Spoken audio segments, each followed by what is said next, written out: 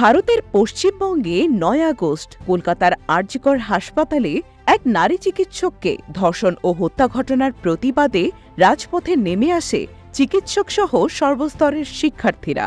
ছাত্র সমাজের আন্দোলন সময়ের সাথে সাথে আরও তীব্র রূপ নিতে শুরু করে। এক পর্যায়ে এই বিক্ষোভ ছড়িয়ে পড়ে গোটা ভারতে। এমন উত্তেজনাপূর্ণ পরিস্থিতিতে গুঞ্জন ওঠে বাংলাদেশের মতো ভারতেও সরকার পতন ঘটতে পারে।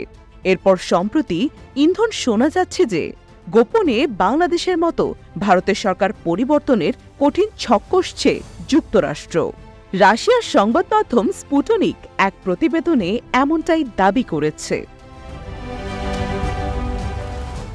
প্রতিবেদনটিতে দাবি করা হয়, মার্কিন গোয়েন্দা সংস্থা সিআইএ বন্ধুত্বের আড়ালে মোদী সরকারকে উৎখাতের জন্য ব্যাপক প্রচেষ্টা চালাচ্ছে। এজন্য অন্ধ্রপ্রদেশে ব্যাপটিস্ট চার্চ এবং বিরোধী নেতাদের সাথে যোগাযোগ করছে তারা।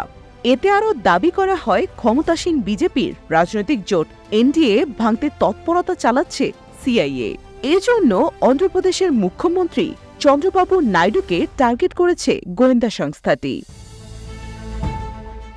পাকিস্তানে বিরোধীদের অনাস্থা প্রস্তাবে ক্ষমতাচ্যুত হয়েছিলেন ইমরান খান।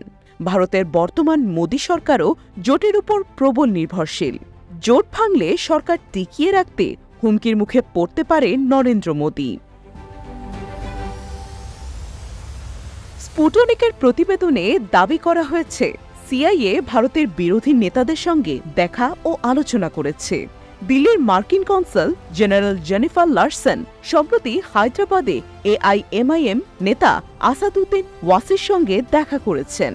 এর আগে মুখ্যমন্ত্রী চন্দ্রবাবু নাইডুর সঙ্গেও দেখা করেছিলেন এই মার্কিন কূটনৈতিক।